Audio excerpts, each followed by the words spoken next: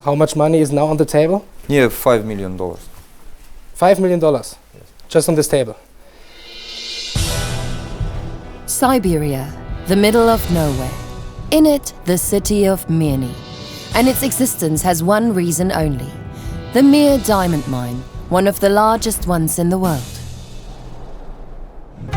Almost 40,000 people live in Mirny, in the midst of snow, ice and minus 50 degrees weather. It's hard to imagine, but this is the epicenter of the Russian diamond mining industry. And we want to see these diamonds. After more than a year of research, we finally got filming permit from the world's second largest diamonds producer, Alrosa. But first, we had tried to be put off. Unfortunately, we can't go down to the Mir mine just yet, but there's a view of it from the platform. Is that okay? Let's go. The morning shift is still working underground, and we are not to interrupt them. But the view is worth the waiting.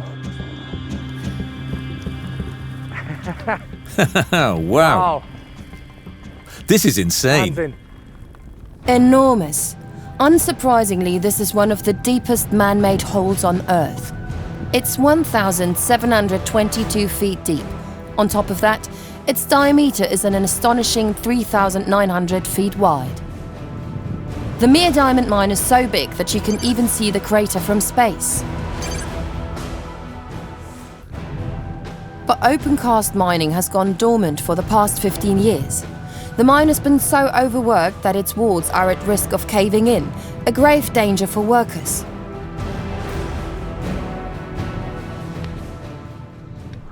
But underground mining continues. The entrance is right around the corner, and thanks to a special permit, we can see it from up close. But underground mining isn't without its dangers. That's why we have to receive safety training first.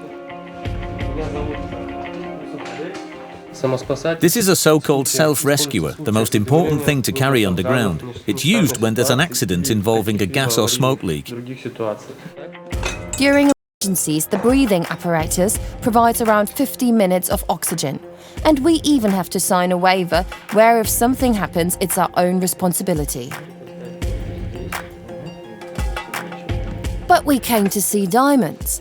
And in order to do so, we have to go into the mine. And our companion is the shift manager, Sergei Gamble. And the boss is to show us how business is done around here. Hurry up, we've got to move. Tiki tiki, ey. Tiki tiki, I think it means we have to move faster. Alles richtig schnell gehen. Correct. These pitmen have to stick to a strict schedule. Many of them are day workers. If they miss the lift down into the mine, they lose their wages. There's only one person for whom Sergei still has some time. David, my wife. Hello. The Mir mine is run like a family business and has been so for 60 years. Now it's finally time to head down. Most equipment, such as the lift, dates back to the Soviet era, but it still carries the miners deep down 3 times per day. We don't know exactly how deep, and that's cause for confusion. No. Hey, cameraman, Andreas. Come back here. We won't be there for a bit. We have to keep going even deeper. A total of 3,280 feet into the ground. It's easy to get lost. The diamond mine resembles a maze, and it's the deepest one in the world at 3,900 feet underground. We were expecting extreme heat and stuffy air underground, but it's not nearly as bad, surprisingly. What's been really pleasant has been the fact that we're at around 60 degrees in here, so about 70 degrees warmer than outside, which really makes a difference. Escaping the icy cold Siberian weather is just one of the many reasons why Sergei loves working underground in Mirny. I've always found a romantic side to this place and this job. I've always been very enthusiastic, because this means more than just good money to me. Above all, the contact with my colleagues is important to me. I'm very happy to still have this job. But it's a very dangerous job. Surprise fires and smoke in narrow aisles are not uncommon. And sometimes even a simple bump on the ground is a risk. Look out!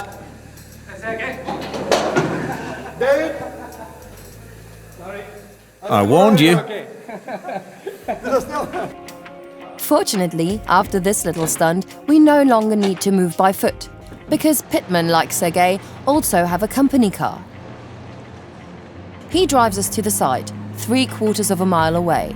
A huge machine is waiting for Sergei there. The most coveted object, a massive stone wall. Sergei is so determined it is clear to us that our treasure is hiding from us behind the wall. We've no idea whether there are diamonds behind it or not. We're not geologists. We're just the workers who dig the rocks out from the wall. We get clear instructions, and there we drill. But there are diamonds everywhere. Even if we don't know exactly where, we'll manage to find them. That's because underneath Mirny there's a gigantic deposit of the volcanic mineral kimberlite, and in a very rare composition as well.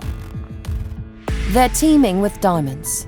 What is special about it is that not every kimberlite contains valuable minerals, but in Mirny, an extraordinary amount of them do. Sergei's job is to mine the rocks out of the wall with this monster.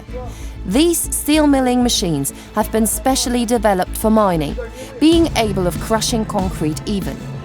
All that is missing is the truck that collects the diamonds. Hey, be careful where you go. Do you want everything to collapse above us? Incredible, unbelievable. But after a little drama, now we can get started.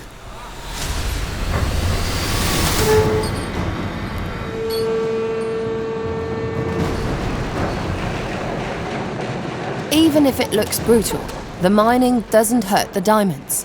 They're the hardest mineral in the world and are close to being indestructible. But there's still no trace of the precious stones.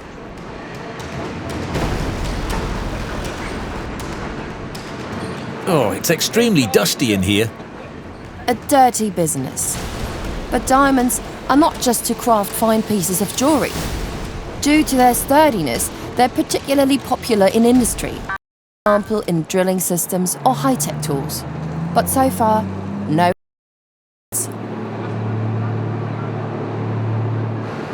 Okay, look, the truck lost some of the stones, like this one.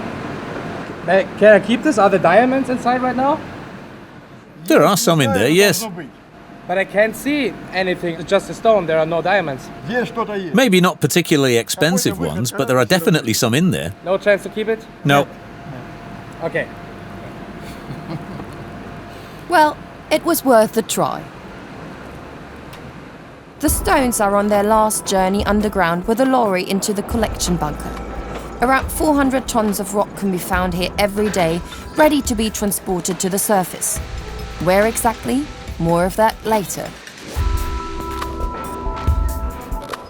For Sergei and his crew, today's job is done. Everything down here is still an adventure to me. I love my job. The atmosphere. What I like most is the comradeship. And above all, my after-work beer.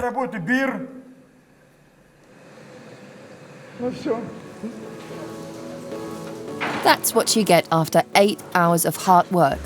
At 8 p.m, Sergei and the other pitmen head back to the surface. And so ends our first day in Mirny.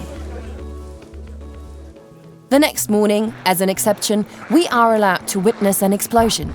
Underground, they're prohibited. That's why we are headed to an active open cast mine. Since there are no scheduled flights to Mirny, we hitch a ride with the company's own airline to Nyorba, about 250 miles away. Here we meet production manager Dmitry Shuklin. Just as it was the case underground, everything has to be done really fast above ground. We're running a bit behind. To be honest, we're actually very late. I hope we can still make it. Why is he in a rush? The blasting master has to struggle with adverse conditions in the Siberian winter. He fears the detonator could freeze at minus 25 degrees. Therefore, we have to go, go, go.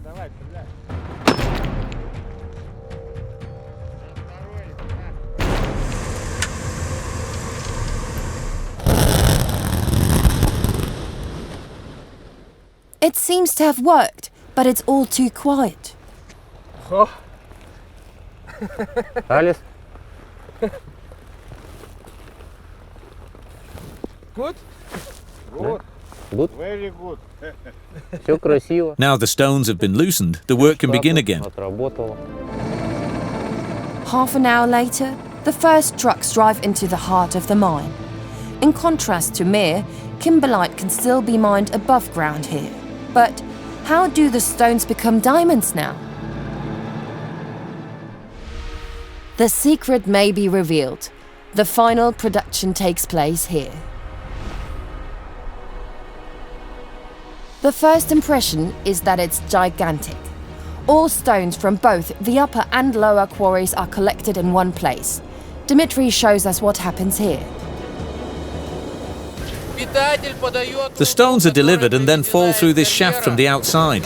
The machine down there stomps and crushes them, since many are still quite big boulders. No diamond in the world is the size of a rock. That's why the stones are gently grounded into smaller and smaller proportions, little by little. They'll be brought down to a diameter of about 5 inches, the widest a diamond can be, and large enough to fit through these holes. But we still can't see them. This could change now, however. In any case, something very, very important does happen here. Warning signs, double doors, and suddenly a lot more security personnel. We seem to be very close to our goal at last. Behind this door, we expect to find what we've been looking for all this time. But all we see are more dirty stones. It's a kind of X-ray machine in connection with a special concentrate. Here we filter out the diamonds, but you're not allowed to show that. The machine scans the stones and simply sorts out the ones without diamonds. The ones with value end up in a sulfuric chemical bath. The mixture is top secret, but it's used to separate the kimberlite volcanic stone from the diamond. But these are just stones. Unfortunately, we can't see the complete procedure. We were expecting diamonds, and all we got was a secrecy. But we're meant to them here. You have to hand over your passport.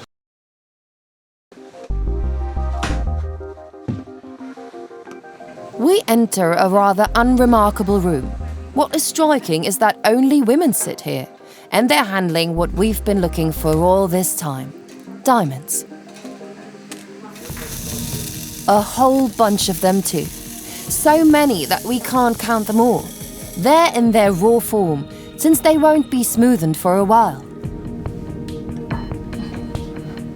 These women have an especially important task under the guidance of the only man present. Here we determine the price of the diamonds. In order to do this, we sort them by size and weight. The weight is measured per carat. 1 carat is 0.007 ounces. But these stones are much heavier. That sparks our interest. Can I grab one? No. Why not? Алмазы. The diamond could fall and be damaged. Who pays for that afterwards? Only the employees are allowed to handle them. Не несет за них ответственности. They earn around $1,100 per month, which is good money here, but a little something extra in the pocket would be tempting. No, I would never take a stone home. The reason? Diamonds are catalogued before being transported. If only one of them goes missing, then everyone has to pay for it. And that can be really expensive.